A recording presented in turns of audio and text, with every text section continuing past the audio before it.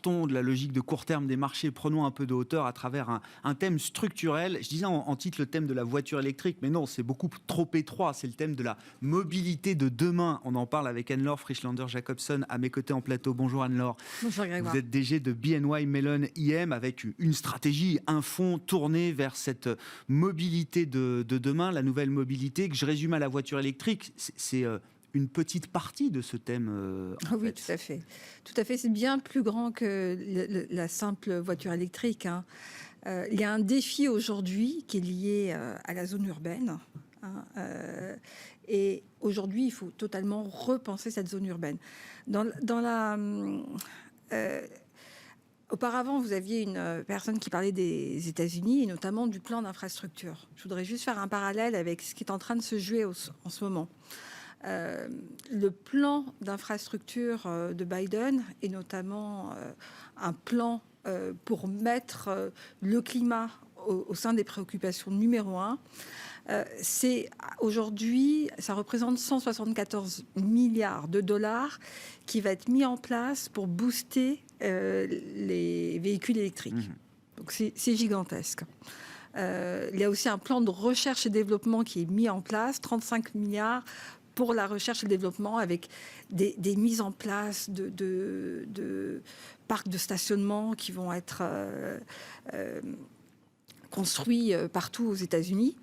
L'Europe avait déjà mis en place, au niveau de la réglementation, une volonté dans cet objectif de neutralité carbone d'ici 2035, de favoriser la véhicule électrique. Donc on est aujourd'hui dans un environnement où, si vous voulez, les changements structurels sont mis en place par les politiques et créent finalement des thématiques qui sont source d'opportunités pour nous, investisseurs.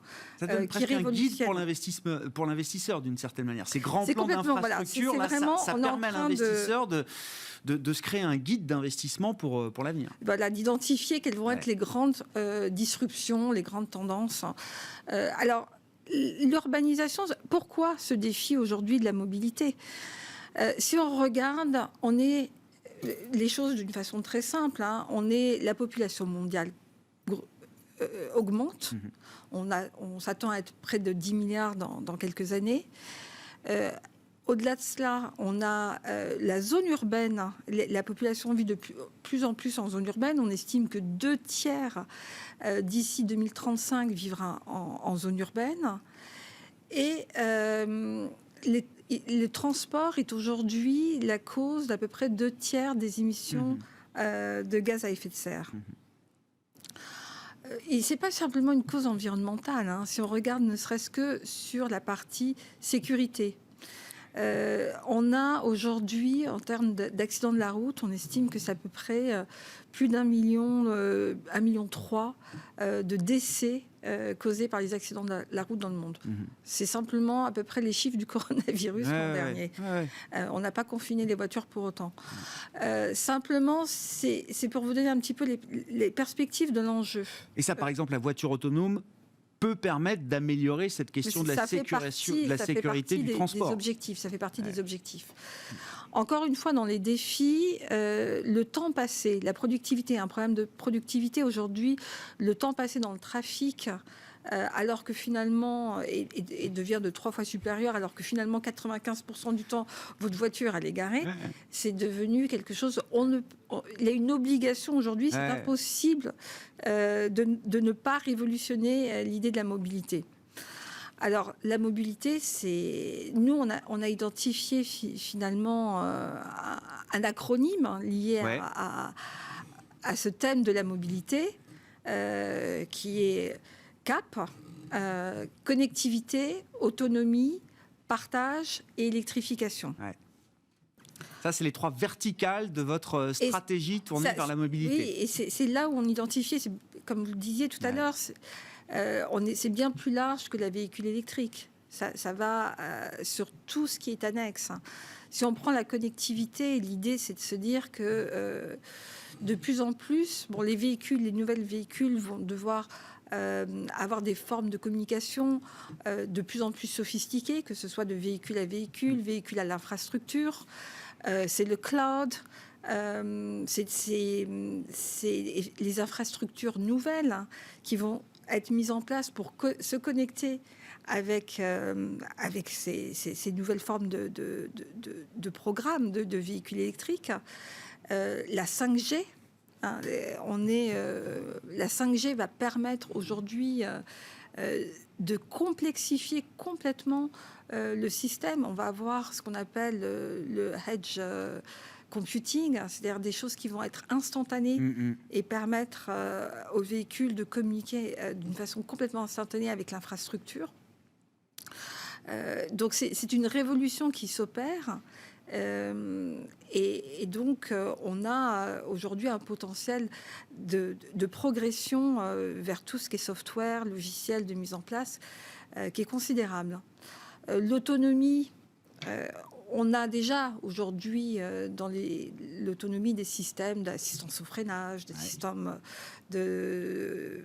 Bon, on n'est pas encore aujourd'hui à laisser complètement les véhicules... on n'est pas au niveau 5. On n'est pas encore dans les livres de science-fiction, mais c'est quelque chose qui s'approche, qui est de plus en plus... et qui s'adapte. Aujourd'hui... on peut penser que les nouveaux logiciels vont s'adapter aux nouvelles formes d'habitude, de conduite, de route, à l'environnement qui change, qui évolue. Donc là aussi, c'est quelque chose qui évolue sans cesse. Le partage. Voilà, le partage. Là, c'est l'économie du partage, c'est ça. On sera plus propriétaire de sa voiture demain. C'est un peu l'idée. L'idée, c'est qu'on pense que de plus en plus, on va passer d'un mode où on va avoir un système d'abonnement. Alors, c'est beaucoup plus que Uber ou se connecter. C'est vraiment, demain, finalement, moins de la moitié des automobilistes posséderont une voiture. Alors, ce sera un système d'abonnement, c'est le partage, c'est le covoiturage. Et là aussi, il y a une révolution dans tout ce qui est commerce, bien sûr. relation avec le consommateur qui est en train de s'opérer. Intéressant aussi, c'est la réglementation qui va à cela. Il y a aussi le partage, c'est pas simplement le covoiturage, c'est aussi le partage des données. Comment gérer tous ces services commerciaux qui vont être... donc, une nouvelle économie qui se crée là-dessus. Et puis enfin, un autre... acronyme, donc le dernier... oui, l'électrique. Le E d'électrique, mais voilà, qui est finalement la face la plus visible de cette C'est la face la plus visible. C'est vrai qu'on pourrait se dire, tiens, la mobilité, c'était cela. C'est pas simplement ça. On s'attend à ce qu'il y ait effectivement plus de 125 millions de voitures électriques qui vont être livrées d'ici 2022. Mais toutes les flottes, tous les constructeurs automobiles se sont mis un programme très important de projection de vente de voitures électriques. Si on prend par exemple une marque comme Volkswagen ou Volvo d'ici 2025, 50% de ses ventes seront électriques. Porsche, ne serait-ce que Porsche. Également, vise d'ici 2025 50% de ses ventes en voitures électriques ou hybrides. Donc, on a aujourd'hui on n'est vraiment qu'au début de cette phase de vente électrique. Donc, c'est gigantesque. Sur un plan économique, je voudrais juste faire un parallèle parce que qu'est-ce que ça veut dire comme création de valeur ? Aujourd'hui, c'est à peu près, on estime que cette nouvelle économie peut créer 800 milliards de dollars dans les 5 ans. Et près de 7 000 milliards d'ici 2040. Thème de croissance structurelle. Donc c'est un thème de croissance qui est structurel et qui est complètement boosté par la régulation, par le besoin du consommateur et qui évolue sans cesse.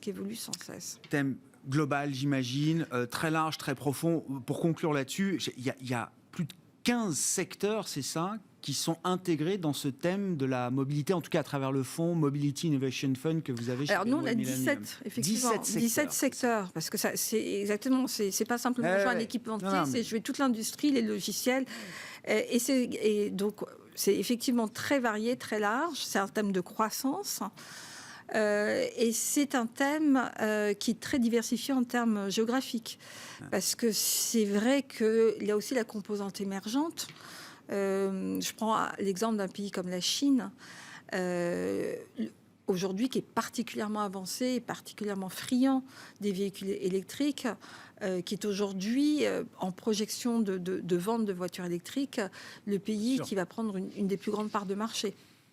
Ne serait-ce que de sa démographie, mais pas seulement. Donc c'est quelque chose qui est très varié géographiquement également et qui permet d'une diversification de l'ancien secteur automobile qui se transforme, qui évolue. Une vraie méga tendance, un thème effectivement tourné vers la mobilité de demain et les innovations en matière de mobilité qui vont bien au-delà du seul véhicule électrique. Merci beaucoup Anne-Laure Frischlander-Jacobson qui était avec nous pour évoquer ce thème de marché, ce thème d'investissement DG de BNY Mellon IM en France notamment. Voilà pour Smart Bourse à la mi-journée. On se retrouve ce soir en direct à 18h30 sur Bismart.